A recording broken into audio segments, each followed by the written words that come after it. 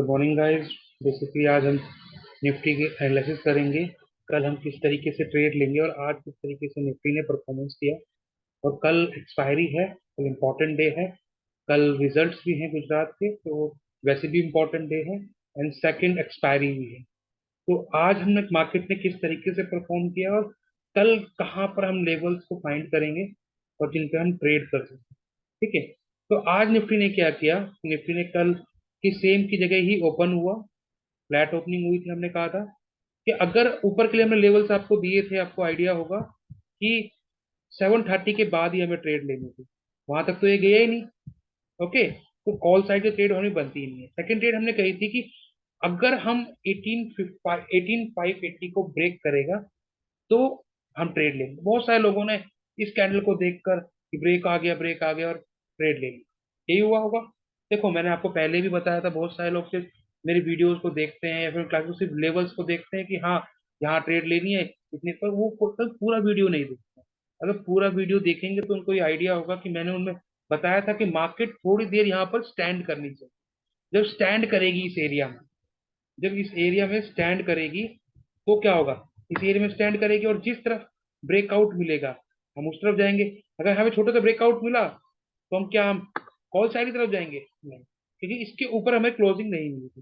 चलो कोई बात नहीं, कॉल साइड हम प्लान कर ही रहे थे क्योंकि ये बेसिकली 18,600 या 580 बहुत बड़ा डिमांड एरिया था जो ब्रीच हुआ। पर ब्रीच होने का मतलब ये नहीं है कि वो ब्रीच हो गया पुट, हम बेसिकली पुट में एंट्री कर ले। ब्रीच होने का मतलब ये है कि कुछ देर वहां पर जोन बनने के बाद वो जब जोन ब्रेक होगा, जिन जो बेसिकली यहाँ पर जिन्होंने एंट्री ली थी उनका वो कहीं ना कहीं यहाँ कहीं प्रॉफिट बुक तो करेंगे ही ना। जब प्रॉफिट बुक करके उसमें नए नए सेलर एंट्री कर जाए, ब्रेकआउट, तो उसे ब्रेकआउट मानेंगे जब नए सेलर एंट्री कर जाए, तभी बेसिकली हम उसमें एक अच्छा move, up move, down move पाएंगे पुट के लिए। तो यहाँ बेसिकली आज यही हुआ पूरे दिन। मार्केट गई, यहाँ पर प्रॉफिट बुकिंग हुई, प्रॉफिट बुकिंग होती रही। मार्केट ने जैसे ही इस एरिया में आया, ये बेसिकली जब प्रॉफिट बुकिंग हुई, यहाँ पे एक डिमांड एरिया था, एक छोटी सप्लाई एरिया बनाई ये वाला। ठीक है। वापस मार्केट इसी एरिया में आई और बेसिकली इसी सप्लाई से बेसिकली पूरी मार्केट नीचे की तरफ गिर गई। ठीक है।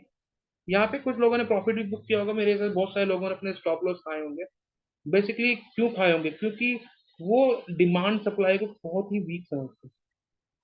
जबकि इंडिकेटर्स आपको लेट परफॉर्म करने के लिए बताते हैं। यहाँ पर आपको पहले ही पता चल जाता है कि रियलिटी में मार्केट किस तरफ मूव ऑन करने वाली है, कहाँ पर स्टैंड करेगी, कहाँ पर आके रुकेगी, कहाँ पे हम कल के ट्रेड प्लान करेंगे। देखो, डिमांड सप्लाई के अंदर कहाँ पर मैक्सिमम डिमांड थी वहां पर हम बाय करेंगे, जहां पर मैक्सिमम सप्लाई थी वहां पर हम सेल करेंगे।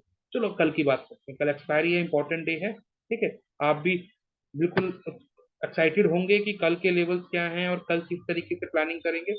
अगर मार्केट कहीं ना कहीं, देखो डिमांड एरिया तो ब्रीच हुआ है कहीं ना कहीं। ठीक है। ये डिमांड ब्रीच हुई है, कल ब्रीच हुई थी बेसिकली, पूरे ऑर्डर पिकअप नहीं हुए थे तो पीछे एक डिमांड थी, वो भी यहाँ पे आज टेस्टेड हुई और वो भी शाम को आते आते ब्रीच। ठीक है।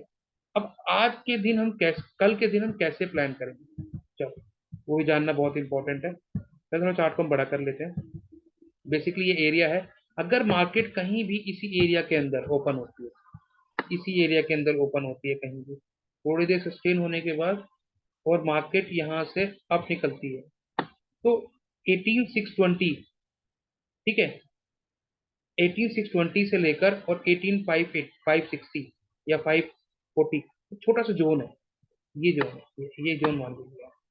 ठीक है। यहाँ जहाँ से मार्केट गिरी थी ये एक जोन। बट अगर हमें बुलिश होना है तो बुलिश होने के लिए ये सप्लाई को भी जानना बहुत इम्पोर्टेंट। कहीं ना कहीं ये सप्लाई, अगर मार्केट यहाँ कहीं ओपन होती है और मार्केट ऊपर जाती है तो ये सप्लाई रोकने की हिम्मत रखती है। ठीक है। और उसके साथ साथ ये भी है। ठीक है। तो ये दोनों चीज तो रोकने की हिम्मत रखती है।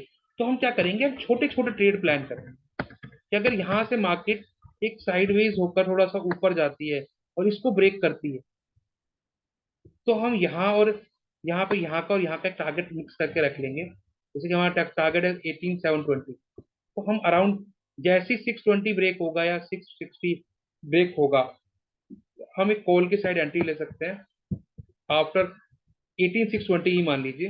18,620 अगर अप साइड की तरफ ब्रेक होता है, ठीक है, तो हम ट्रेड, हमारा टारगेट क्या होगा, हमारा टारगेट होगा अराउंड 18,700, ठीक है, 18,700 हमारा टारगेट होगा। और सेकंड टारगेट वही अपना 18,880 का होगा हमारा सेकंड, ठीक है। तो ये तो हमारे बेसिकली कल के रहे कॉल के। अगर मार्केट साइडवेज ही ओपन होती है, मतलब मार्केट इसी एरिया में ओपन होती है जहां पर ये आज क्लोज हुई है, ओके। अगर हम बात करें, अगर मान लीजिए गैप अप ओपन हो, फिर क्या होगा? फिर क्या होगा? अगर मार्केट गैप अप ओपन हो जाए तो क्या सिनेरियो हम रखेंगे, वो भी हम डिस्कस कर लेते हैं। अगर काफी बड़ा गैप अप हुआ तो हम क्या करेंगे, बेसिकली प्राइस एक्शन को ही देखेंगे और उनको ही, उसके अकॉर्डिंग ही ट्रेड लेंगे। मगर अगर वो हमारे रेंज में ओपन होता है, रेंज क्या है, जैसे हमने कल भी रेंज डिस्कस करी थी कि बेसिकली अगर इस एरिया 700 720 के एरिया में बेसिकली यहाँ पर ओपन होता है और कुछ देर यहीं पर सस्टेन करता है, कहाँ पर, इसी एरिया में सस्टेन करता है थोड़ी देर, और उसके बाद वो एक यहाँ से ब्रेकआउट देता है, तो अगेन हम यहाँ पर इजिली, अब वही हमारे सेम टारगेट होंगे 18,800 18,880, ये दो टारगेट आराम से हमें इजिली यहाँ पर मिल जाए। अगर ज्यादा ही बड़ा गैप अप ओपन होता है तो हम बेसिकली प्राइस एक्शन को देखकर ट्रेड करेंगे। और अगर हम बात करें पुट की, तो पुट में किस तरीके से ट्रेड लिया जाए, देखो सबसे इंपॉर्टेंट चीज, अगर मार्केट यहीं पर फ्लैट खुलती है तो पहले तो मैं वेट करूंगा कि यहाँ पर थोड़ी देरी सस्टेन, ठीक है, सस्टेन करने के बाद और यहाँ पर ये ब्रेकआउट दे, तब मैं यहाँ पर बेसिकली यहाँ पर ट्रेड लूँ पहले, क्योंकि देखो जब तक एक जोन नहीं बनेगा तो हमें बहुत बड़ा, अगर मान लो यहाँ पर मैं पुट की एंट्री ले लूँ, लेके उठते पुट की एंट्री ले लूँ, तो मेरा स्टॉप लॉस कम से कम ये तो रखना पड़ेगा ही मुझे, ये एरिया तो रखना पड़ेगा ना, तो स्टॉप लॉस कितना बड़ा होगा? ऐसी बेवकूफी तो हम करेंगे ही नहीं। हम क्या करेंगे, हमारा स्टॉप लॉस छोटा हो। छोटा कब होगा? जब वो किसी जोन को ब्रेक करेगा। हमेशा हमेशा अपने, हमें अपने कैपिटल को इस तरीके से यूटिलाइज करना है कि हमें अपना लॉस पता होना चाहिए कि हमारा मैक्सिमम लॉस कितना हो सकता है। प्रॉफिट तो बेसिकली हमें लेके ही जाना है मार्केट के यहाँ से, तो प्रॉफिट तभी लेंगे मैक्सिमम प्रॉफिट जब हम किसी एरिया में लेंगे और कम से कम स्टॉप लॉस के अंदर काम करेंगे। तो जब मार्केट यहाँ पर आएगी, ठीक है, मार्केट इस एरिया के अंदर बेसिकली थोड़ी सस्टेन करेगी, मान लीजिए फ्लैट खुलती है और इसी एरिया में थोड़ी देर घूमती है और फिर ब्रेकआउट करती है 520 को या 530 को डाउन साइड में, तो मैं बेसिकली यहाँ पर पुट में इंटरेस्टेड रहूंगा कि 18,530 को ब्रेक करेगी, तो मैं बेसिकली इंटरेस्टेड रहूंगा। टारगेट सेम ही रहेंगे मेरे, 18,480, या फिर आप मान लीजिए पहला टारगेट छोटा रहना चाहिए, 18,530 पॉइंट का टारगेट रहेगा छोटा सा, उसके बाद 18,450, ठीक है, क्योंकि ये एक साइकोलॉजिकल डिमांड जोन भी है इनके ऊपर बने हुए। और यहाँ पर आप चार्ट में भी देखेंगे तो 1 आवर पे, 30 मिनट्स पे भी काफी अच्छे डिमांड जोन यहाँ पर बने हुए हैं, ठीक है। पर हम बेसिकली 15 मिनट और 5 मिनट्स पे वर्क करते हैं, तो वहां पर भी साइकोलॉजिकल फिगर के साथ एक डिमांड जोन बना हुआ है, तो प्राइस वहां पर आके कुछ देर तो रिएक्ट करेगी, क्योंकि जहाँ डिमांड जोन होगा प्राइस ऊपर जाने की संभावना भी होगी। तो अगर ब्रेकआउट ऊपर की तरफ मिलेगा तो हम कॉल की तरफ लेके बैठेंगे, ठीक है। तो अगर कोई बड़ा गैप अप गैप डाउन खुल जाता है तो प्राइस एक्शन को देखकर हम ट्रेड लेंगे, ठीक है। तो बेसिकली मैं ये कहना चाहता हूँ कि आप ट्रेड इस तरीके से प्लान करो कि एक एरिया में प्लान करो, एक ब्रेकआउट पे प्लान करो, जिससे कि क्या है कि मैक्सिमम मनी अर्न कर सकें, ठीक है। डिमांड सप्लाई की क्लासेस मैंने अपने यूट्यूब चैनल पे डाल दी हैं, आप उनको देखकर ये समझ पाएंगे कि कहाँ पर डिमांड बन रही है, कहाँ पर सप्लाई बन रही है। इससे आपको आइडिया हो जाता है कि मैं बेसिकली यहाँ तक के लेवल्स क्यों फाइंड कर रहा हूँ, यहाँ तक के लेवल क्यों दे रहा हूँ। आप खुद अपने अपने लेवल्स को फाइंड भी कर सकते हैं। कोई भी इश्यूज होते हैं हम टेलीग्राम पे आप मुझे ज्वाइन कर सकते हैं, वहां पर मुझसे आप डीएम कर सकते हैं। आप मुझसे कमेंट सेशन में जो भी कुछ आप मुझसे पूछना चाहते हैं वो पूछ सकते हैं, ठीक है। और अगर आपको हमारी वीडियोस अच्छी लग रही हैं तो आप लाइक करिए, शेयर करिए, सब्सक्राइब करिए। और हमारे डिस्क्रिप्शन पे टेलीग्राम चैनल है, उसे आप ज्वाइन कर सकते हैं। Thank you so much.